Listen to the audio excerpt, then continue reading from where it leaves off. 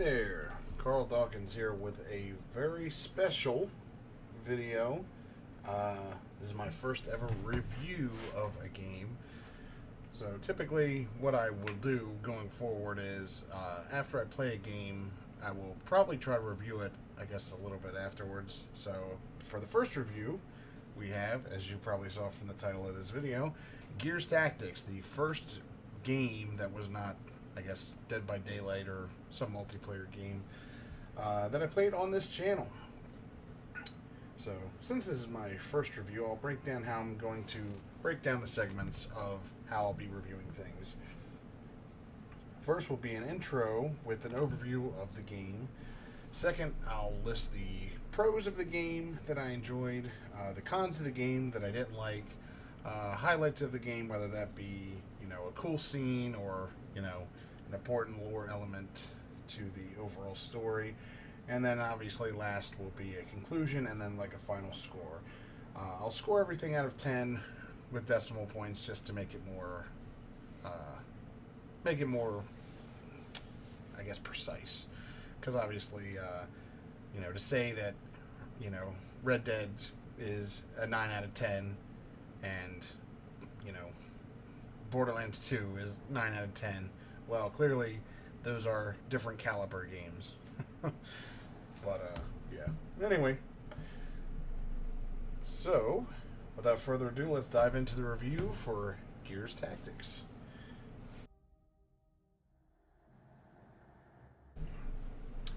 Gears Tactics is a turn-based tactics game that launched on April 28th, 2020 for PC, and then later that year on November 10th, 2020 for Xbox One, Series S, and X.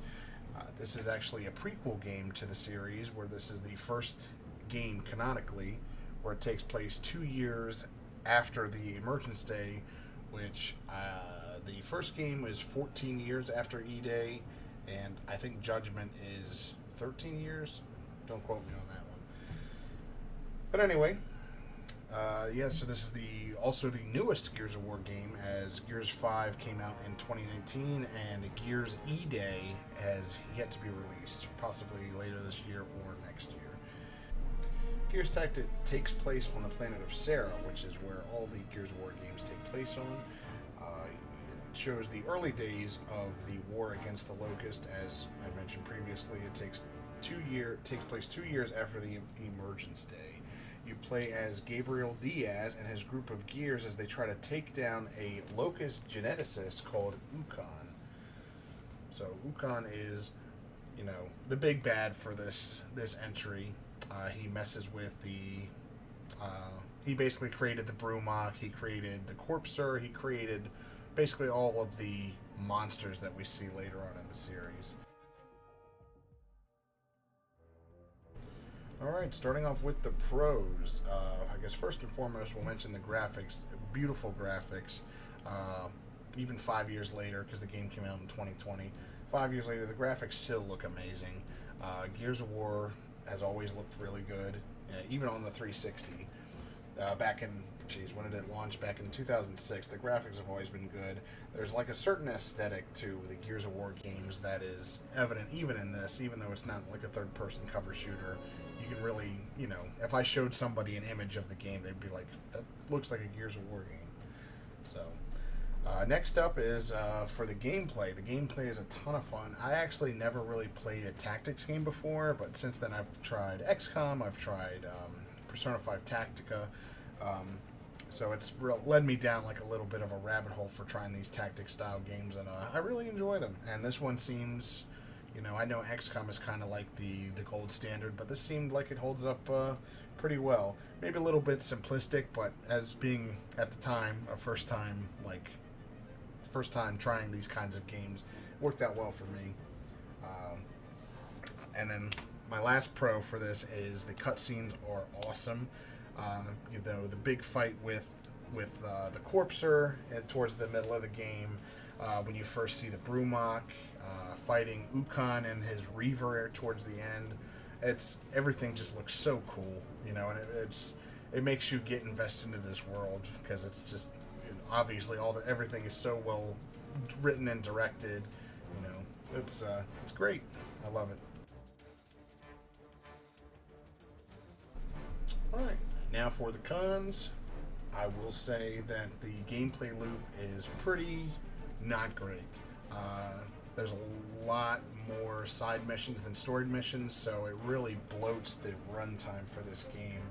So, because once you play the first couple missions, you kind of learn exactly how you want to structure your team and really go and like how to tackle missions and things like that. So having all these extra side missions, I mean, you do get gear and loot and stuff like that, but for a game like this, I don't know. It didn't really do it for me. As I said, I enjoyed the game. It's more so just, grinding for loot in a game like this just seemed kind of strange. There is like a new game plus mode, which I didn't really utilize. I just started from the beginning, just started fresh whenever I played again. So I don't think New Game Plus, besides getting new loot, there's not like there's a raid boss you can do with your friends or something along those lines.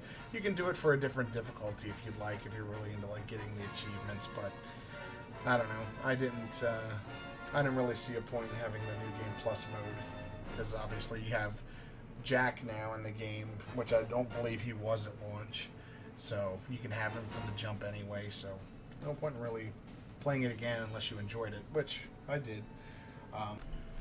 I will say for the pacing of the game, it is not great.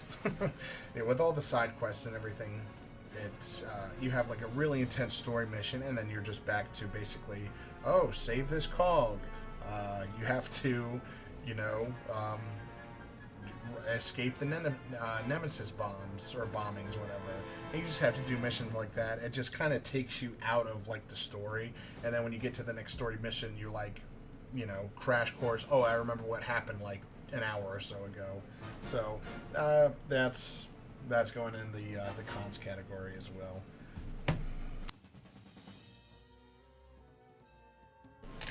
All right, now for the big highlights of the game. As I mentioned earlier in the review, and I think in the intro or the pros, the biggest thing is the cutscenes. The cutscenes are so cool. The Gears of War universe has always been so cool to me, with the giant monsters and just even the gore with like the chainsaws and stuff. All of it is just so cool. And here are, I guess, some of my favorite scenes. I'll roll them for you.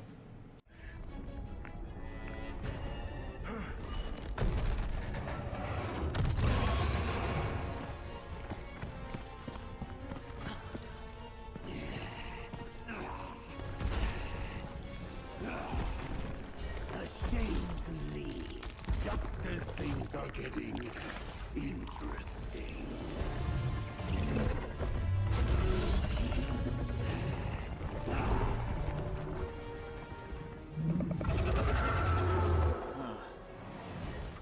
Just like we planned it.